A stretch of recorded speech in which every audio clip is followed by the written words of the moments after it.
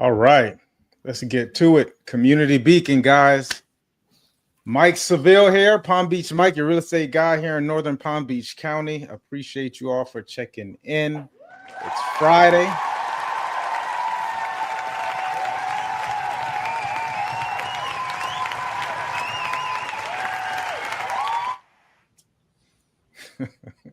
You're humble. You're not so humble guide. Appreciate you all for humble. I did that. Appreciate you all for checking in. I thought you was giving yourself time to swallow that cookie. Oh no, man.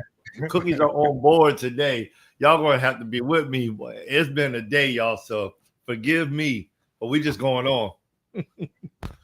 And on the other side of the screen, the Cookie Monster, we got Mr. Joel Simmons of the Tenacity Foundation. Shouts out to the brother. Where's the applause? No applause for the Cookie Monster? I guess not. I hit the button. It didn't work this time. Well, it is what it is. Yeah. Let's get into it, man. Let's get into it. Recording, so we won't be live, although I think we recorded it last week, correct? We did. We did record it last week because I saw people commenting on my page this week. So guys, if you're commenting on the page, I did try to get in a couple times when it popped up on my phone in regards to things that resonate with you. Put something in here that resonated with you. Give us some feedback. I do appreciate you all saying like, this is good, this is great. Yeah, you all are spot on, but I don't know exactly when that took place. I think it's all spot on if you ask me. But humble. Once again, we definitely appreciate you all for checking in. So like, subscribe, share, depending on whatever platform that you're on. If you do find the information that we're giving you, things that you can take along with your life. So we're going to jump back into principles, brother. Well, let me hear you. You said a crazy day. We can jump into that, and then we can jump into principles. It's up to you. Oh man, it's not too crazy. Like my son would say, nothing too crazy. You know, just been up and down all around, man. Just making things happen. Fire department called me in for a special training that we had to do today, so that wasn't on my agenda. So it was just had to jump, had to pop, had to move. So I just got back. That was like a 2-hour trip getting back here to be here with you. So man, I appreciate you moving things around and shuffling things so that I can be here with you on this show. I am grateful. And you know, tomorrow I'm going to be absent again. So it's that season, brother. It's that season, man. We making things happen. Well, I know things are happening. Absolutely. This is what I heard people say. Life is lifing. Of course, we have the shutdown here at Beeline, right there at the railroad tracks on Beeline and North Lake. And that has proved to be very interesting on how everyone's maneuvering. I met a neighbor recently at the Costco in Royal Palm Beach because I can't go that makes absolutely no sense for me to go to the Costco on North Lake. And she works in North Palm Beach. So she lives in my community. Wow. She works in North Palm Beach. So for this entire week, I can't even imagine. I know I would have took a couple of days, but for this entire week, you have been rerouted to Coconut, Orange, Okeechobee. Jump on 95. That's what the GPS has told me. Jump on 95 at Palm Beach Lakes and go all the way around. Real quick and funny, because I have been to the EOS at Palm Beach Gardens the last couple of days, but I did miss a couple of days because guess what? I went to the one in Boynton because when I looked at the maps, it said it was closer. It was quicker for me to get to Boynton than for me to go to Palm Beach Gardens, and I live in Palm Beach Gardens. So ready and happy for that to be over with. That should be the 10th. School starts, from my understanding, the 11th or the 12th. So we're ready. We're back in action for that. Everyone who's going to school, definitely our prayers are over the children that are going to schools. Go learn, network, learn something, just get better and better each and every day. I know Elijah's excited to get back into it. He'll be heading into the 10th grade over at Seminole Ridge. He was at Gardens last year. but he'll be at Seminole Ridge this year. So I know he's excited about the program that he's jumping into. And that's it, man. We can jump into principles now. Yeah. So you mean he switched schools? Yeah. He switched over to Seminole Ridge. And you're gonna ask me a question. I'm not gonna know the answer to it, but go ahead. I won't ask the question. I'm just gonna leave it alone. You already know what I was about to ask. So I did. Like I jumped ahead of it just in case. You did. For me not to sound like the father that doesn't know. I don't know. But he's excited. His friends are over there. A lot of them that went to his old middle school. Now most of them are going to Seminole Ridge. And so he was excited about that. I'm like, well, you were at Gardner's for a long time. Why didn't you jump into that community? But I think he had it in his mind that as long as he did what he was supposed to do in school, he'd be switched. He'd get into the program, which he ended up getting into the program. So, hey, brother. I love you anyways. Just do what you got to do. That's all I'm telling. That's what I tell him. Do what you got to do to make this successful. All right. We've mused long enough. We're jumping back into this principle living, man. As you guys know, we've been going through. We came up with the idea to do the principles. I have 10, right? That I work on and I go through and I go back and forth every day. I'm refining it and I refine it, and these are the things that I live by. A lot of people say, "Oh, Mike is just a disciplined person." Mike is also disciplined. He does this and he's on time here and he's just so structured in this kind of way. And it all has to do with this principle living. I've been doing it for a long time, but I've never actually written it out. Right? I've never actually written out these principles. So I'm happy to jump into it and walk you through. So I'll go back through a couple of ones that we went through before, 1 through 4. And then, of course, the brother gets to chime in whenever he wants to or gets to lead the conversation, however we decide to do it. Sometimes we come to these conversations and you may think it's going to go one way and it goes in a totally different way. So let's just be open to that. Number 1, truth above all. Don't bend the truth to fit your feelings. The truth for me is the final authority. Number 2, alignment over attachment. That's tough for some people, even for myself. There's some people that I love. There's some people that I'm used to. There's certain people certain things, people and places that I love that I'm used to. That's a pattern. But if it's not in alignment with what I have going on as far as my purpose and my, the why, right? The purpose and the why. I gotta let it go, and then it's just freeing. Last week we went over structure reveals power.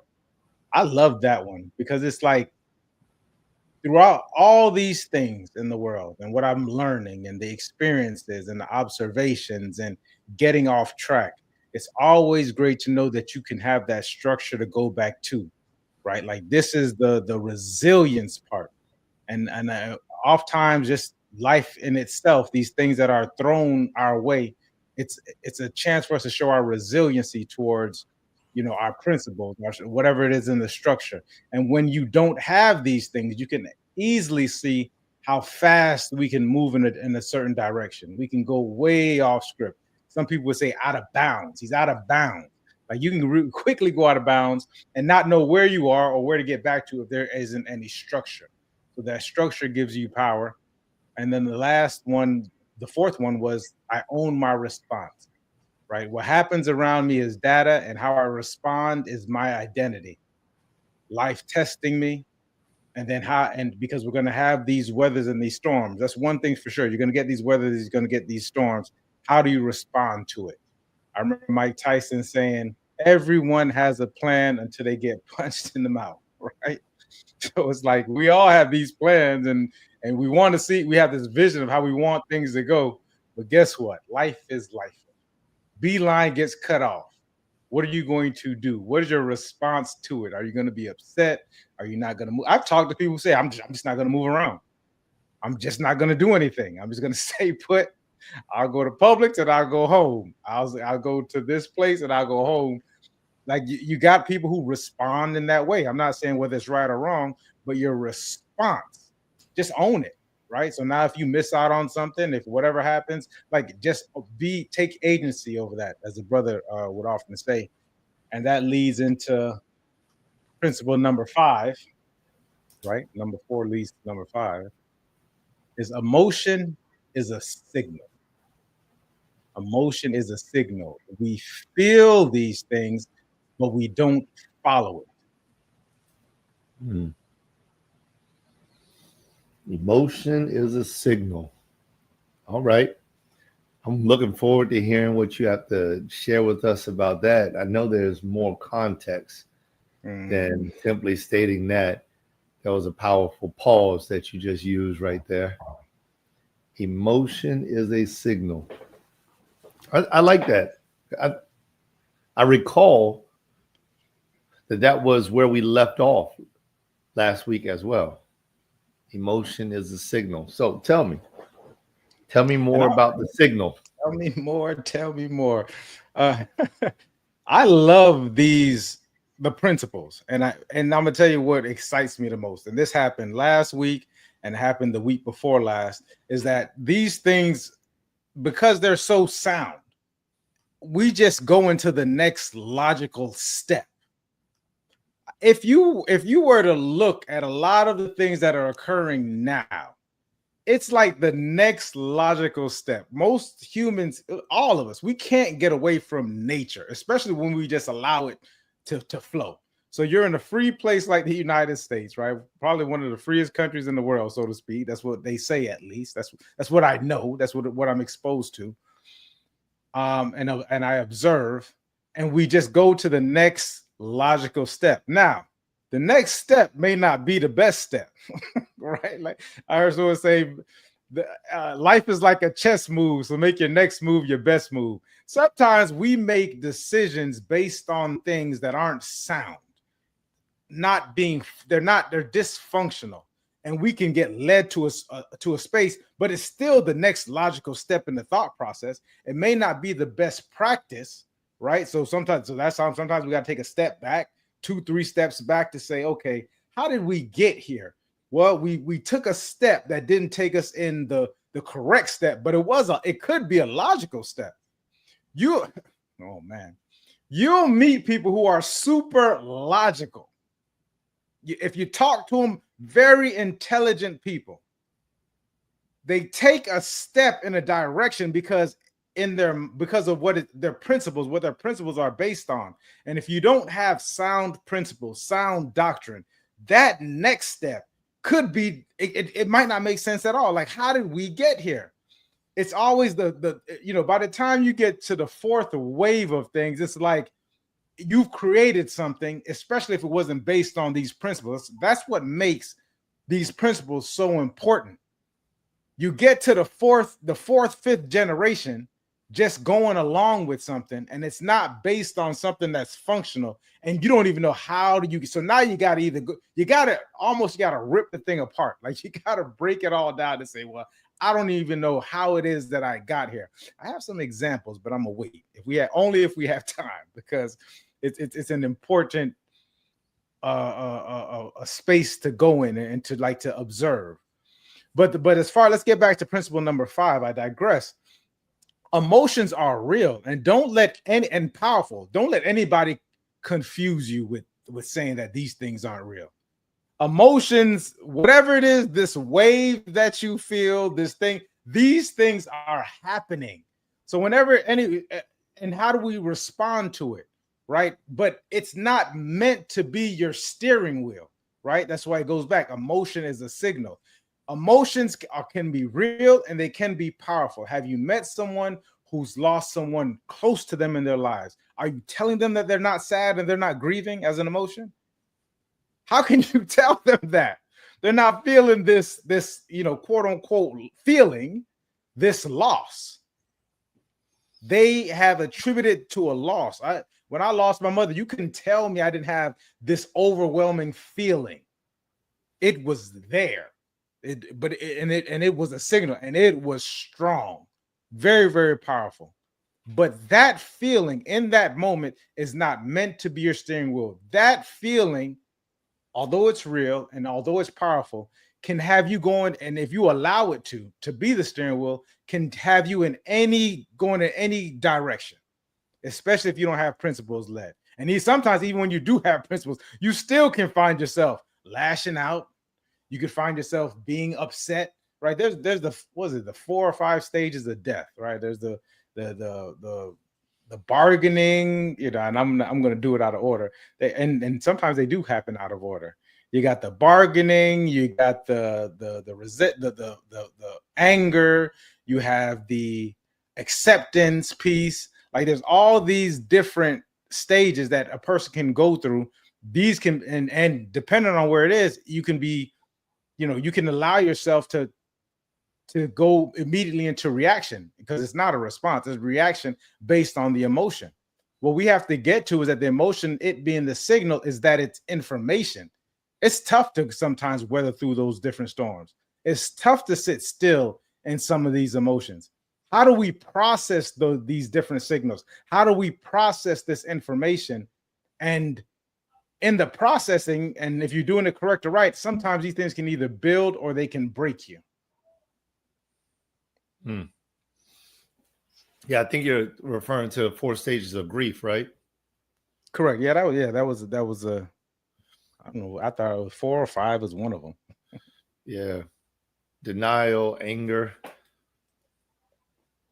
depression, acceptance. Very, very real, man. You know what? How did you go from emotion is a signal to decisions? It's based on, yeah. Go ahead. So if I hear the question right, you're saying, how did I go from emotions, it being a signal, to the type of decisions that we make? Mm-hmm. So so based on what you're allowing to steer you, right? Because these emotions, we can take it as saying that this is who I am. These things you can in that moment, you can say that this is my identity, and you can base decisions coming out of that based upon that emotion. You can even say love. I can decide to marry someone, go through an entire, which is really a business transaction in the Western world, right? Like you're partnering with someone. You can base that alone on just love alone. And there's a lot of other things that come along with making an important decision such as that. Like, okay, I love you. These are the feelings that come up. I have this immense. I heard a rabbi say, if you love somebody, why marry them? You're just gonna mess it up. That's what he said. So it was like, you can base it up, but there's all these other decisions that go along with that, right? Depending on where you are in life, right? So if you're in if you and this person aren't necessarily aligned on things, like think about what it takes to be in a marriage where you're already aligned, and the conversations that need to happen with your spouse. Imagine if you all don't align on some simple things. One thing, let's say religion. Who is it that we come together and we go to worship or whatever it is? What if your partner does not necessarily believe in the thing that you believe in, and both of you guys are going in different directions, you know, Sunday or whatever day it is that a person decides to worship, right? Like she's going to this church or mosque, you're going to this church or mosque. But initially, because you were in love, you didn't factor this into what was going on. What about how we raise children? What if the way that she raises children is different from the way that you think a child should be raised? Like what I've observed in people who have gotten into relationships just based on love, there's like a lot of going back and figuring out the correction of the path that they're going into, right? Because someone wants to go this way, someone wants to go that way. There's a popular verse, brother. You said it several times. If what is it? 2 walk together, equally yoked and walking. Go ahead. What was it? What's the 2 walk together except they agree? Right.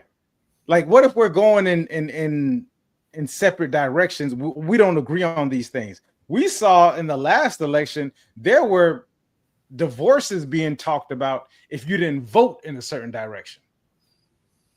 right? People, if you didn't vote for this person, I don't know how we can be together because I can't believe you believe in what this person says, and vice versa. Well, if you're voting in this way, so if you're making your decisions, if you allow this feeling to be your steering wheel, you allow this, like you can set yourself up, and not to say that you can't go through these things. I'm sure a lot of people do, right? Some people do go through it and come out successful on the other side, but there has to be some type of conversations in there. At some point in time, someone has to give, I would imagine. Did that answer your question? I mean, it opened it up some more, but then it made me drive down deeper into what I'm really asking about. Because when you start to talk about the principle, I guess that's what I'm looking for, is like the principle of it. The principle is emotion is a signal. And so I'm trying to understand, well, where does the decision piece come into play when the principle is emotion is a signal? So which part of that, how do you apply that principle? Are you applying it as in emotions, signal decisions? Or I just want to understand. We tend to allow our emotions to become our identity at the time that it happens.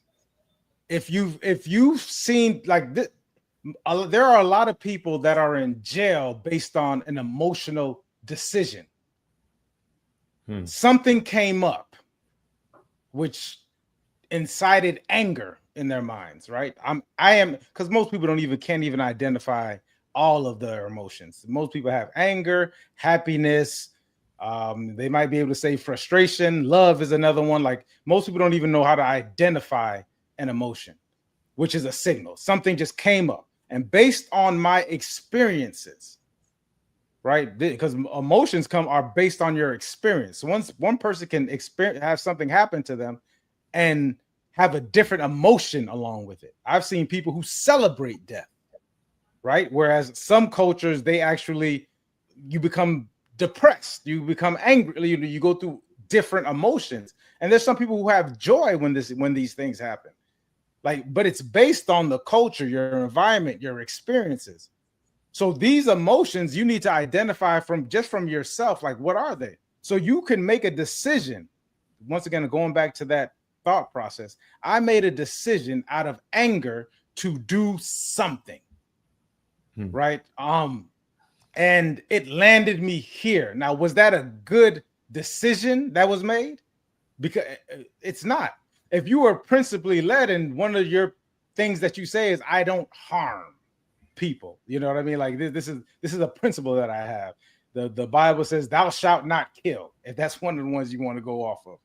So if I'm principally led, I can get angry because it came up because of my experience. This person did something that, at 7, I decided that wasn't right, or the culture decided that this is not supposed to happen to you. He stepped on my shoe, or he stole money from me, right? Like right now, that bothers me. I just said it. It bothers me. They stole money from me. Right, I entrusted a person with money, or I entrusted a person with something, and they took it. They took it from me. That's what I can say. That's what I would say. And now I'm angry about that. Okay, so that incites an emotion, but the emotion is just a signal. What is that signal in that case? Someone violated something from me. Right. Okay. And then from that point, I can even just walk down the different principles. Well, Mike, is that true? Or taking agency of it? Like, what is it? What was the principle number 4? Right. When you go back to principle 4, I own my response. Right. I own my response. Okay. So how did you give this person the space to do that? Oh, but you gave this person X, X, and O. I remember someone used to tell me, don't give anybody anything you can't stand, right? Don't loan money that you can't stand. Meaning, if I only got $100 and I need to pay this bill with $100, and I loan somebody $100 because they say, hey, listen, I give it to you back before you owe this bill, and they don't give it back to me, who put themselves in that situation? That was me. But this is just walking back down the principle. I can just continue walking back down my principles, but I'm at this principle number 5 where I deal with this saying, well, you know what? I just feel this way. Guess what? I feel angry. I'm gonna wait on that phone call. Right? This person, the emotion is in, if we're staying with the anger, this person violated something with me. I can even do it the positive way. This is for love. Oh, this person validated me a certain kind of way. So I feel seen. Oh, when I feel seen, I feel loved. I'm going to marry her. Right? Like you just made a decision based on this emotion, based on this. And all it was data. What that thing could have taught you was, in this positive way, is this person's character. Oh, is this this person's character? Is this true to this person?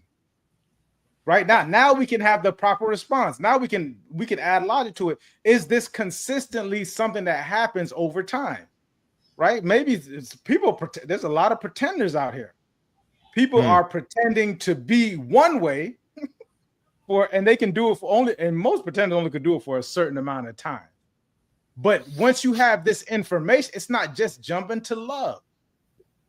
There's a group of people. I'm not telling people who to love and what not to love and how it works, but there's people who are getting their passports and going to a different country in order to look for a wife, right? So they're based upon their experiences here in America. So they're going to a different country looking for what they would call someone who is submissive and obedient. That's the culture of it. So you go over there and you find somebody, and for a month or 2 months, this person's like, oh, heck, maybe it's 6 months. They have certain tendencies. That's just different. Oh, this person loves me. Right? Or now, oh, I'm in love with this person. I'm going to marry this person. And Eddie Murphy told an excellent joke in regards to it. Then you bring the person back to America, and this person now they're in a different culture, in a different environment, and they're seeing these different things. Right now, they're like, well, I don't have to do the same things that I was doing in this other culture. I'm allowed to get away with it. I don't even there's no structure surrounding it. Let's say it was a male and a female.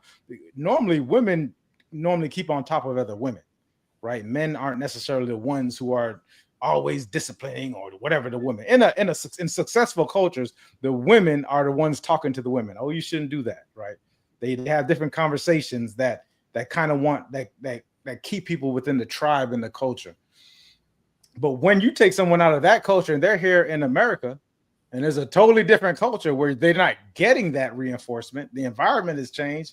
We don't know how they're going to act, right? But you based it, and so now this person is acting differently, and you based your love, or you may base the decision based on what they were doing, as opposed to the principle of the thing. Is this person this way? I'll speak about one other thing that I think is important, because there's certain emotions that most of us don't necessarily like to talk about, or even admit to ourselves that we have this emotion, and it's jealousy. And I always just say that, man, people have jealousy come over them and they don't know what to do with. Matter of fact, and then I heard the minister say once, the minister said, jealousy acts. And I was like, that's what it is. Because people don't recognize, they don't acknowledge this jealousy that they have within them. And then if they have it for an extended period of time, they're going to do something about it, right? Like jealousy will turn to envy if we don't acknowledge it. And when the signal keeps coming up, I feel a way about this person or thing. Like I feel a way about my we'll talk about parents. I think my parent loves one kid, loves my brother more than they love me, right? Like something simple like that. We'll make little jokes, yeah, because they're doing certain things, but you don't acknowledge it, it's really jealousy. Oftentimes, or maybe it may be the case that they treat them better, but that has nothing to do with your response to it. Like, okay, let's say that is the case, but you still have to acknowledge that I feel a way about it. Because some other people would be like, man, good. I'm glad that they're giving them all the attention. I can go over and do what it is that I need to do. I was a middle child, so I had that experience where I'm like, well, I'm sure glad that they're giving my older sister and younger sister attention. I can go off in this corner and enjoy my life. Like the spotlight is not on me. You know what I mean? I can keep a low profile. But there's some people who are like, they're why do they treat this person? Why are they giving this person something? You know, why this is how they're processing it, but they don't even acknowledge that they have it. Then it turns into envy, and now there's infighting, right? Or they're sometimes some things come up. And brother, you know, I'm talking, so interrupt me at any point in time when you want to jump in. Oh man, you was going for it, man. You was going for it. So, you know, I mean, that's it. I just wanted to understand how you came about that one. You know, the emotion is a signal, and I see what it is that you've done with that principle of yours, because you link the emotion to the reference point is a decision at some point in time. And so that's what I understood about it. It's like emotion is a signal. So when your emotions flare up, it's a signal, and what I'm taking from it, to do something. And that whatever that doing is, whatever that action is, those are the decisions that some people are making based off of whatever that feeling is, whatever that emotion that has excited them is leading them down, or the path that they're leading them down. So that's what I wanted to understand, because if this is a principle, then there's a very strong connection to the way that I see that you're perceiving the world and how to operate in it. So I just want to understand that. Yeah, no worries. I'm glad, and you broke it down so succinctly, because at some point you're going to act. So there's a decision is going to be made, whether that's to not do anything or to do something. At some point in time, something is going to come out of it, right? But if it's based upon something that's not true, which is the data, is if it's just based on this one data point, right? This information, this piece of information, and you've allowed this information to guide you. You've allowed it to become your identity. What's going to come out of it? Like how, like what the decision or the act, or whether not to act. Because sometimes you shouldn't act, right? Sometimes you should just stay still. When you're like, oh, I'm not gonna make that phone call now. Like I got a couple of text messages in the last couple of days, and I said, and one of them, the phone went dead, and I was like, boy, that was the Most High that made that happen. You know, we'll say stuff like that, but it was a good thing. I did not need to be on the phone. I wanted to. Let me call this person to get this person straight on something. Clarify. That's what I'll say. We're about to clarify this. Now, what we can clarify, and the way that my conversation is happening, what am I allowed? Like, how can we filter these things? Am I really getting clear, or do I just have a point that I need to make? And what it was based on? If it comes from out of anger, we talk about this a lot in those levels. And I brought that sheet up that I tend to focus on a couple of times. I think we have it here. Let me see if I can pull that up. Yeah, man, I'm listening to that. So what do you think about instinct? There it is. And how does instinct play a role with the emotions?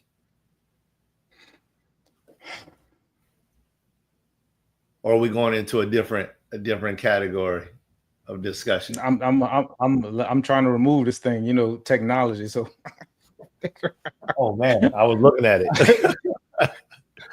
Yeah, I because I wanted to answer. I keep the same thought of instinct, but I wanted to just in regards to these emotions, and this goes to this level of consciousness, things that we identify, and I think it's important about also like how long are we spending in these different emotions to where it can become our identity, to where someone is just a jealous person, someone is a shameful person, like you're in this thing that you're a fearful person.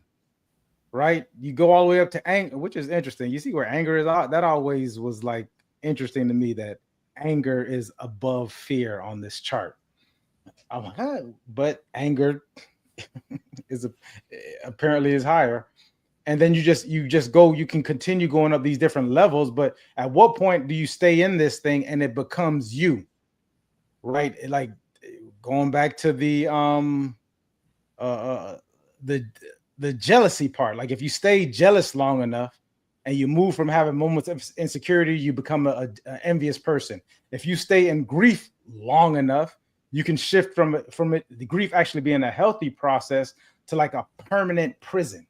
And there's some people who go across these things and they end up just stuck in these positions, right? And they think the more that they talk about, this goes back to the trauma loop, that it gets better, and it doesn't, because they always go back to that point of wherever it was. So to finish that up, and I'll remove this from the this emotions vertical up, and we can jump back into this instinct. What's the question?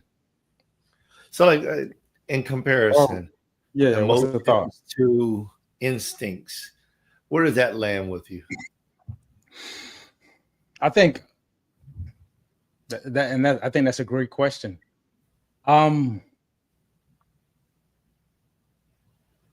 So like, if I were to go ahead, some context, I'm walking down the street and I get a feeling of danger. And so, say I'm walking down a sidewalk.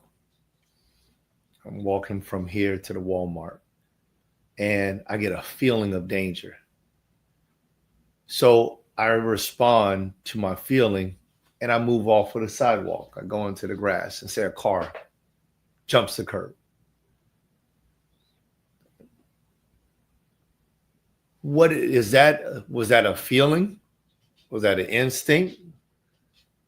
Was that, how do I apply the emotional aspect of it if emotion and feelings are being kind of intermingled?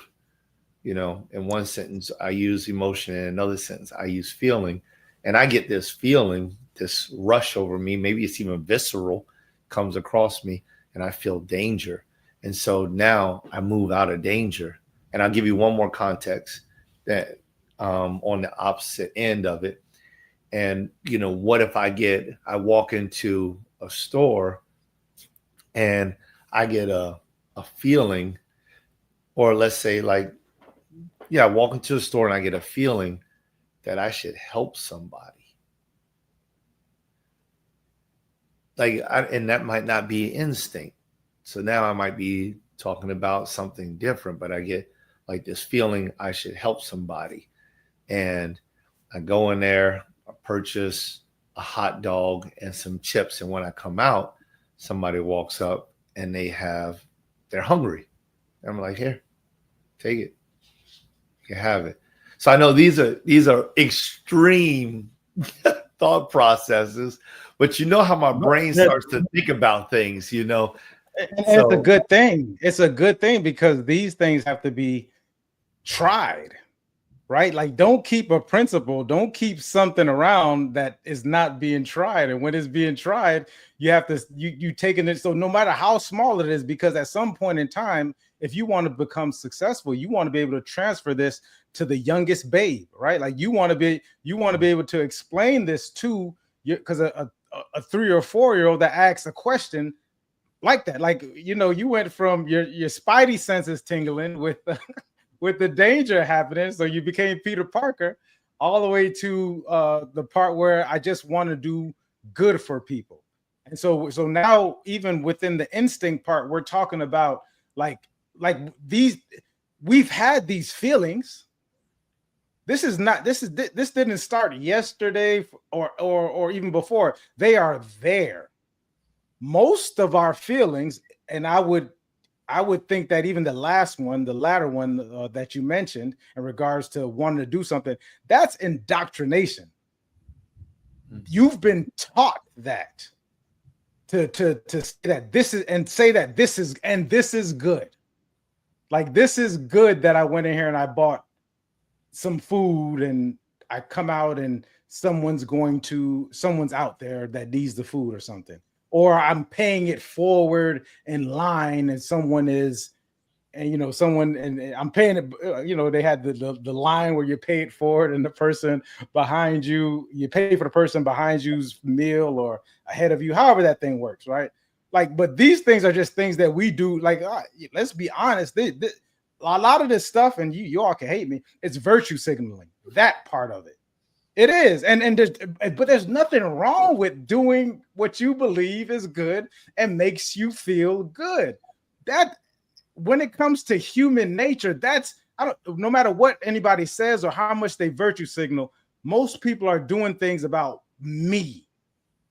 If you know anything about business, the best marketers are doing things to make their customers feel good.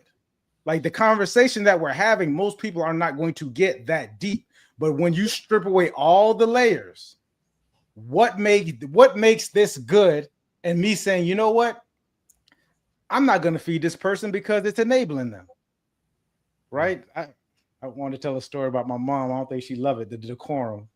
But we had a bus driver when I was young. And she did it anyways. And the bus driver was obese. Big bus driver. And she had a practice of giving, on Valentine's Day, she would give the teachers, she would send me to school with candy to give the teachers, the people, and she would also give it to the bus driver. She treated everybody the same. But I remember her saying what she was like, I shouldn't even give him this candy because it's like enabling a bad behavior. That's what she said. So at what point because these things could be looked at as enabling. You look at it as being good for this feeling that you have. I want to do something good. But guess what? If it serves you and it feeds your spirit and your soul, who am I to tell you not that this is, whether or not, but just know that this is where this is coming from. Now, the first part, which is a little bit different, we're talking about probably the same when we say this spidey sense that comes up where it jumped the curve. Also, somewhat of an indoctrination, because how many times have you had this feeling or this instinct and nothing happened, but you were being careful? These things happen, and sometimes they happen and something happens. Like, there's logical explanations to all feelings, to all data and information. Like, you can leave it up to whatever you want to leave it up to, because most people aren't doing critical thinking like me. They don't do that. But when you go back and look in history, everything is just a lot. Oh, when I go back and look, okay, I can see how they got there. If you can recognize these different patterns, the successful people become aware of these patterns and they accept it, then you know how to respond to it as opposed to reacting to it. These things happen all the time. Sometimes they do happen, sometimes they don't happen. But that instinct, I'm sure there's some human instincts. I also believe that a lot of these things were buried so deep that most of us don't even know how to feel them anymore. Right? Like, how can you tell me, oh, this, oh man, I might get canceled. They talk about I'm gonna get canceled off of this one, but I love y'all for real. I do love you. They talk about a woman's intuition. They say, oh, this woman it's a woman's intuition, right? I say, listen, after the perm, after all of the chemicals, after all of the love stories and romanticism, after the narrative that's being pushed, after fourth wave feminism, after religion, after all these things, you don't even know where you get this stuff from. There is no intuition. What about all these other bad decisions that you made? But then you made this good decision and it was this woman's intuition. I just knew this was going to happen. What about what happened before and it didn't work out the way you thought it was going to work out? Where was the intuition then? Right? So I would say dig deeper, but it still doesn't, just to get back to the principle of the point of it's data and it's information. I have this fear. Okay, cool. I mean, of course, in the time, it's better just to get off the road in your example, right? Or wherever you were walking. Like, if you think something, you have a feeling of impending doom. What's that movie? That movie changed the world. Final Destination. like right up to this moment, I don't like, you drive behind the cars and there's these big old things in the cars, and Final Destination, I think it was like logs or something. And she was like, oh, let's move out the way. You know what I mean? Or the plane was going to crash. Oh, don't get on the plane. Like if you have a feeling of impending doom, I would say it's better to be safe than sorry. Right. But when you do have time to process it, go ahead and process it. Like, this is not about perfection, but there are things but there is a reasoning to why. I want to jump on to the next one if you don't have, or if, you want to add to it, brother, in regards to because I know. No, we spent a lot of time on that, and we could talk a lot more about it because I find it interesting. I find talking about emotions really interesting, and I mean, there's the level of intensity with emotions, and there's so much more to discover about it than it's not as surface. And I think that's where you started with this, is just kind of like putting that out there, that we ought to think more on these emotions that we're feeling, because they're there for a reason. Like, and I'm saying, according to my belief, I believe God gave us these things for reasons, right? Like, I don't have to necessarily associate with the quote unquote Webster dictionary version of the definition of each and every feeling. I don't have to, because just like there's a choice to be able to do or not do when you have a feeling, and you gave plenty of examples, especially with love. I have the choice to answer a phone call or not answer a phone call. I have the choice to marry or not to marry. Those are all choices based off of having a feeling that may come across me. But I also have the opportunity to not feel. And that's a crazy thing, because you can train yourself not to feel. You don't have to feel certain things. And you can also heighten your feeling. You can heighten it by practicing being aware and learning it and understanding. And if there are physical or visceral components to feelings, you can start to track those things, and you can begin to understand what's happening chemically inside of your body, right? Pheromone release and things like this. You can start to understand those things, and you can begin to understand when things are about to happen inside your body. And now this has become more like science than it has become anything else at that point in time, because you're taking this active role and really deep diving into your own emotional state, where your emotions almost become logical. And now, do I think that many people do that? I don't think so. But for me, I've taken a lot of time to really digest what emotional feelings are. And so, Mike, you'll recall that there's been multiple times when depression came over me, and since the time that you and I have been friends. And I've told you about a bunch of those times. For y'all that don't know, I've called Mike up and been like, yo, I'm depressed right now. And just let him know, because and one, it's because Mike he's a very trusted individual to me. So it's not just that he's a friend, it's not just that he's a brother, but he's also a confidant. I can call Mike up and I can tell him anything. I can tell him the worst of the worst. And I've never felt like I was being judged for what I'm saying. And I've never felt like I was in danger of giving him information. So it's like in my cases and these things, some of the things that I would do is I would begin to dissect my emotions, because I don't want my emotions to guide me. So I love this. Emotions are signals. That's the reason why I'm like asking these probing questions to Mike, because like I want to unravel the onion. I want to get to the center, the core of why the other aspect of it, right? Not just the emotions are signals, because I understand that. Because for me, it's like when I am signaled, I'm angry, my thought process does not go to yell, scream, or shout. It goes to thought. Why am I angry? What is it?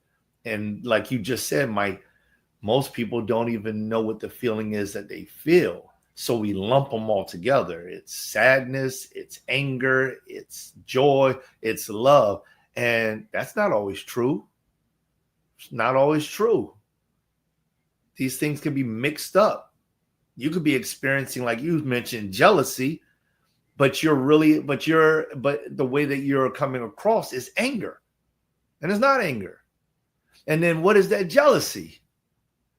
What is that? Is it the lack of need? Or is it the thought process that someone else has something that you don't have? Or is it the feeling of inadequacy? And it's like, so for me, I start to break these little things down so I can understand it. And this is why when I get in a conversation with somebody else, I'm checking the way they're walking, the way they're talking, their mannerisms. Are their hands starting to just shiver a little bit? Are they getting nervous? Are they getting sweaty, diaphoretic? Are their eyes, are their pupils dilated? Are they pinpoint? What is going on right here? Because a lot of things begin to happen when emotions take place. It's not simply this magical feeling. There's a lot of visceral things, pheromonal things. There's a lot of movements that happen underneath the surface, and they tell you a lot more about what's going on. So when we say emotions are signals, it's like, yeah. So take the signal, dissect the signal, and figure out which way your body, because you don't have to follow your body, but your body is telling you something. It's like guiding you in a direction. You may not want to go that direction. Maybe you don't. But if you recognize it, you can learn so much. Stop trying to learn about everybody else's body. Learn about your own. One of the first things that we're taught to learn is the feeling of needing to use the restroom. That's one of the first things that we're taught.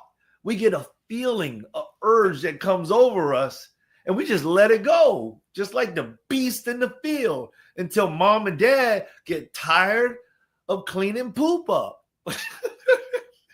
They're like, yo, will you get that feeling, that urge in your body? You need to do something with that. And like, that's why I start bringing up all these things, because emotions and feelings get intertwined. They're not necessarily the same thing. Absolutely. And the emotions on the other person, like, this is the key factor, right? Because we can just do logical steps and move in certain directions. The people who are very successful understand where they are, and they understand where the other people are. Because at any point in time, because emotions, like, we can't, you can manage them for the most part, and then you can't do anything. Most people don't even get to the point of management. They happen at any time, brother. I'm glad you brought up the physiological feelings. Like, we're talking about you could have a biological reaction in your body to something. Yeah. We could be breathing in certain things and not know why. You all know that I was doing I do the health thing. And so you could just have all of these kept detoxing and feel a certain kind of way. We spoke about it last week, but the emotions are real, and they're powerful. Yeah. Right. This is where I would advise most people, because I did it myself. Go find someone to help you wade through these things. Like, find someone, a trusted person. I paid for it. You should pay for it. Figure out someone who can kind of guide you through these things. You know what I mean? I don't know. Do you want to stay with emotions, or you want to go on to the next one? I know we're about at 50 something minutes. Oh man. I would have to shut my mouth on this next one. If you want to get it out, go for it. We can and go. I'll be here with you, or we can save the next one for the next episode. I got some stuff to say about this one. You know, I spoke about it last week as well, right? And for those of you who don't know, the sixth is honor what you're given. I love it. So I take some time out, just knowing that this is going to be principles number 6 that we're going over. Honor what you're given. Take some time out and just kind of think about what it is that you have. Like from this week until next week, what is it that I have?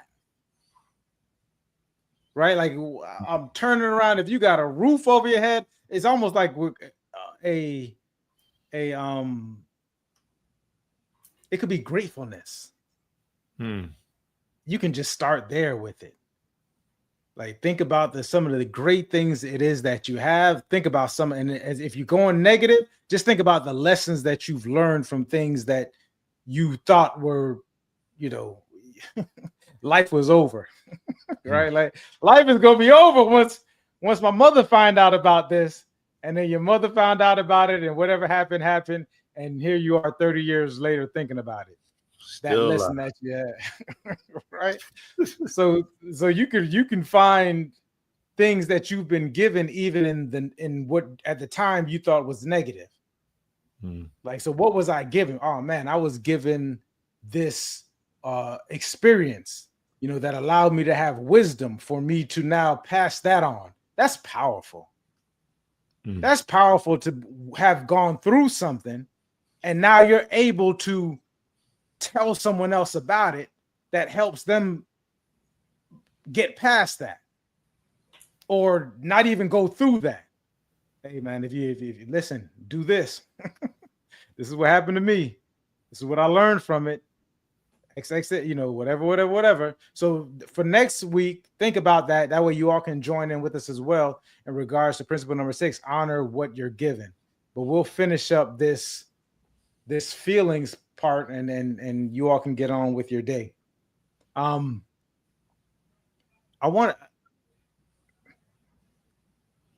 don't want people to downplay the feelings. Oftentimes we are taught to repress them. We're taught to avoid them.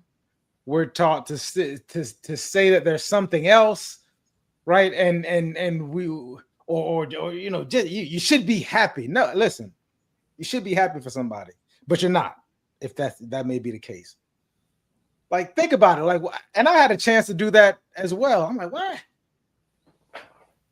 Decorum states that I should be happy for this person at this time, but I'm not feeling that way. What is that about? Yes. Right. There we go. I didn't have a feeling where it's just like, man, I'm in this place, and it's supposed to be this. We're supposed to be in a place of joy and happiness, or whatever it is that decorum states. Think about this. Decorum states, which at some point in time we'll get into decorum. Right. So decorum states these things. But that's not what's coming up inside of me at this point, this internal thing. And guess what? I could put on this face. Yeah, I'm smiling and this is going on. And it I could put it on, right? I understand that. But deep down, there's something there. And if I choose to push that to the side and I don't acknowledge this thing, if I don't accept this thing, right? The brother goes on to, if I don't figure out what my advancement is in this thing, right? I'd like to say alignment. Yeah, alignment's number 4. If I don't take authority over this thing, and each of these different steps through this, and I'm teaching you all this, I'm giving you all too much. This is the processing of emotions. If I don't take authority over it at the end of it, where does this lead me? And each portion may have its own section. Acceptance for some comes with a lot of frustration. It comes with a lot of observation. There could be facets of it that are frustration and observation and stillness in each of these tenets, right? All these things can be happening, but the more you work on these things, the quicker you can process these things. right? And then the quicker you can process these things, the quicker you can advance and take authority over these things, because you want to have dominion. It goes into this number 6. You want to have dominion. It was given to you, right? You're given that, and in the Quran it says that you accepted it, right? So you accepted that to have dominion, but you can't get past these other processes because of you're faking the funk, so to speak, right? And you're just leaving it, and then all of a sudden it comes up some kind of way. It come up later. The person may in your mind, oh, this person did me wrong now, so now I'm justifying this thing. Right now, we didn't have this emotion this week, and we justify it with the rationale that this person did this, but really it started with you, and it always starts with you, right? That's what we accepted, brother. That's the final I'm gonna say on that. Well, let me get your final thoughts. And man, I love that. Because I felt like we were really starting to get into that right there. Like right. it's like by being a principle, that is to me. And like I said, these are your principles. But I like that. I like that one, especially because it's like, if it's a signal, then I should use it. Because a signal to me means it's a tool. That's what it just means to me. Make it plain and simple, a signal. I think about like a signal light, red, yellow, green. It's signaling me that I need to make a decision. That's what I was getting. That's why I went down the road of decision. And how did they intertwine? Because it's a signal. So emotion comes up. Hey, man, it doesn't mean I need to slow down. Doesn't mean I need to speed up. Doesn't mean I need to stop. Making it plain, right? Using a stoplight as an example. But there's so many different types of signals. There's so many different types of signs, And all of that gives me encouragement, because I know that if I invest in learning my emotions, I'm going to know a lot more about myself. And I'm going to not only understand my own signals, but I'm going to know what to do when those signals begin to flash, when those signals begin to show up. That's going to make me more capable, more able, So that's my thought process on it.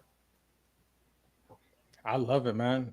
You said it's a signal, is a tool. I would say I would go further and say it allows you to choose what tool, right? Like what am I going to do with this, right? I'm going to use the brakes for the thing. I'm going to be more cautious going through this light. Right, so now you get to have all these tools. Now you get to use your eyes as tools. You get to use all, like this signal. This red signal is saying stop. I'm gonna stop. But what if there's an emergency going on? Right. I remember one time I had to take someone to the hospital. They had to go. Threw them in the back of the car, and I shot through. I was going past the red signals, but I know what it's for. Right, this wasn't yesterday, y'all. Just in case anybody's out there, he did not do that today. You're not going to find him on any video cameras. His license plate's not coming up. It was in the time of the video cameras, but it doesn't even. I didn't care, right? Because I had to get something done. There was a purpose. I had to get this person to the hospital, right? But I'm just saying, it shows you what it is. But oft times, consistently, 99% of the time, probably you're going to stop. Right? Yellow is going to tell you to proceed with caution. Right? What happened to those people that blow past the yellow? Because that's what they're used to doing. And let me introduce this. Sometimes that's because the reason why we stop at red lights is because we were taught that. The reason why we slow down at yellow lights because we were taught that. And the reason why we continue to go at green lights. So when we start talking about these signals, emotions being a signal, many times the reason why we do what we do with our emotions is because we've learned it. And that's what I meant earlier by you don't have to feel the same way that everybody else feels because of an emotion. You can change that narrative. You can... Well, brother, you just said take authority over it. So it's like let me learn what that is. And then, okay, I'll just choose to do something totally different. I don't have to, when anger comes about, I don't have to do A, B, C, D, E, F, G. I can do Z. I can do 1. I can do green. What does that mean? Whatever I want it to mean. When I get angry, it could mean it's time for me to go to work. It could mean it's time for me to watch a movie. It could mean it's time for me to drink a soda. I can make up whatever I want to connect to my emotion when I know what my emotions, when I know my emotions show. When I don't know, and everything is just free for all. Everything is free for all. Then my body is just rocking me, and I am getting beat up. And we go back to Mike Tyson's statement, where, you know, how's that go? Everybody, something. Everybody got a plan until you get punched in the face. Everybody got a plan until they get punched in the face, and that's what's happening. People getting punched in the face by their emotions, because they have not recognized that they are signals. And then to your point, they're following this program. Following the program. They follow the program. I'm supposed to be angry now. This is how an angry person responds or reacts in this environment. Okay, so let me just give you this real quick. Right. So because I am so crazy different, like I'm just different. So there came times when I got angry, and my response was not to do what the average angry person would do. No yelling, no cussing, no punching anything. It was just, okay. So where we go from here?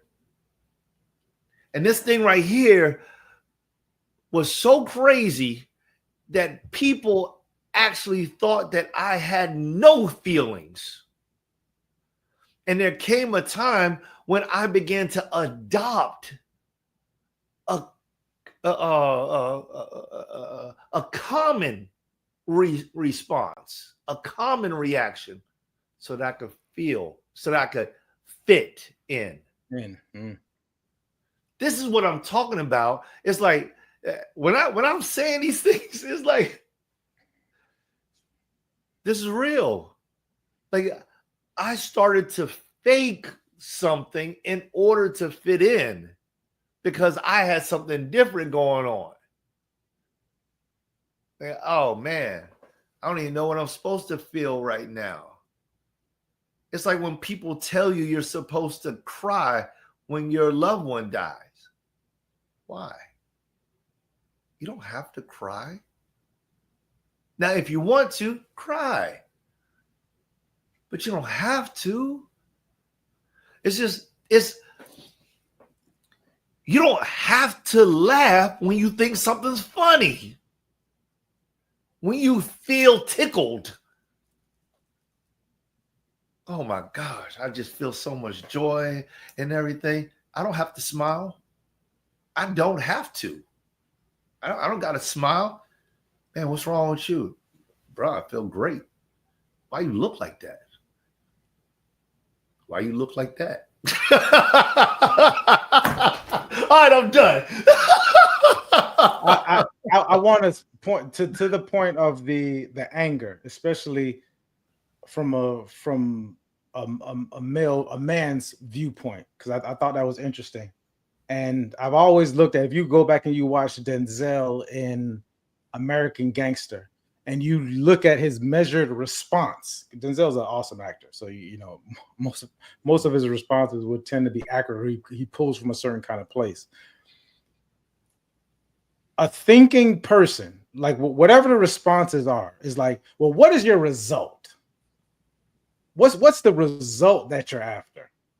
If you have something guiding you, so you don't have to do any of these things, right? You don't have to, because you don't have to react in a kind of way. You need to think about what you need to master the moments.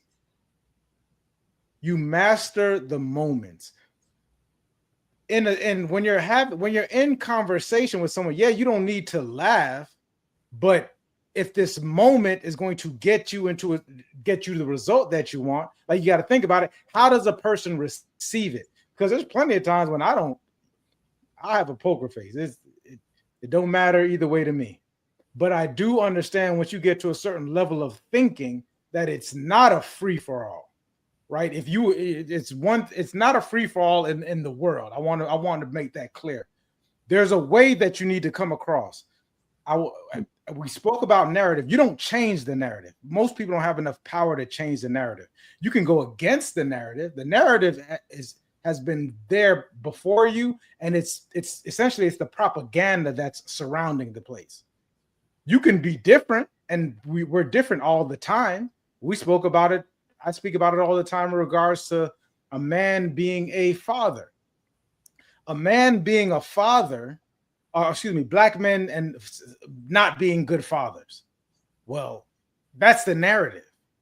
That's what they talk about. These are the jokes. This is what's in the spirit of the culture. And then you meet someone, and I know a bunch of them that are great fathers. Great to me. Great and successful fathers, but they go against that narrative. That's why when they're around, people will comment and say it to you. I think it's just a regular thing. Most people think, but that's not what the narrative states. The narrative states something different. So when they see you, they say, "Oh, you're great," in that kind of way. Either way, it gets me the result that I want. So, and this is just who I am. So, and because I'm principally led, so it is what it is. Regardless of what someone says or what they don't say, this is how I'm going to come off.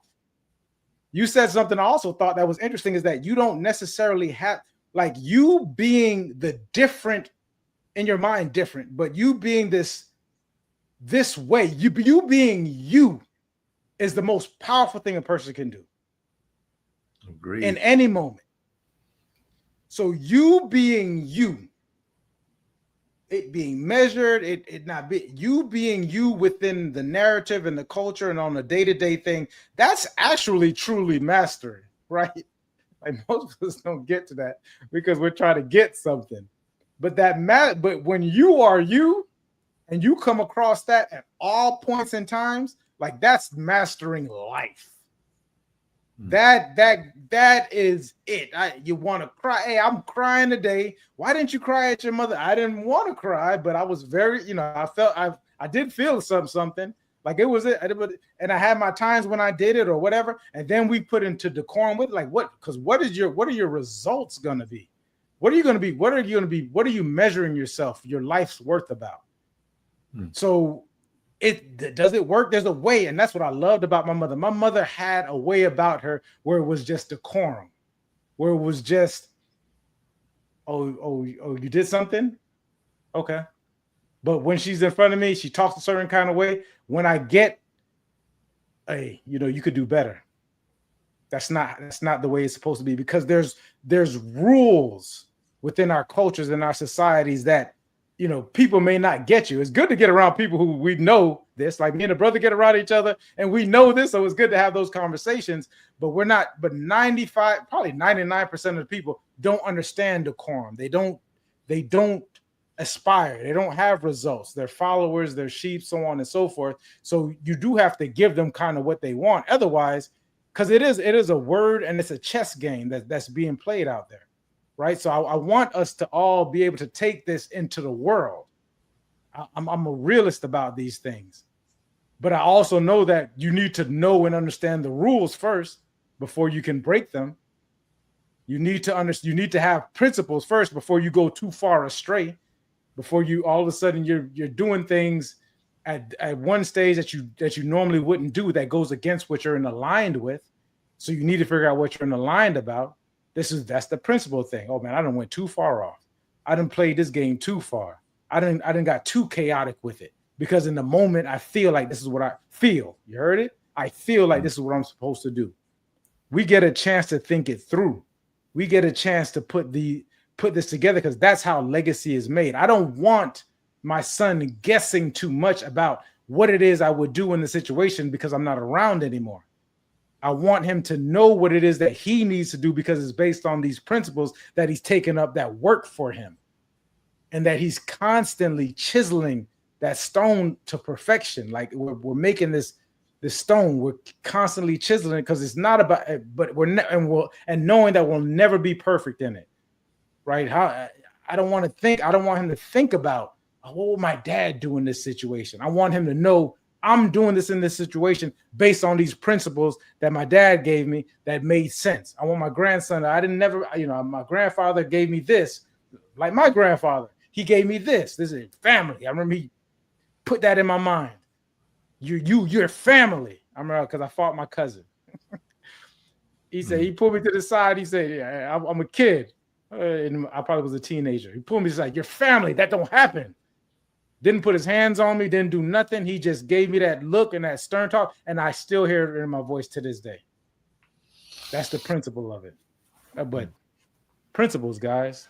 All right, I'm through. I do got to take this phone call. Guys, we love you. This is awesome.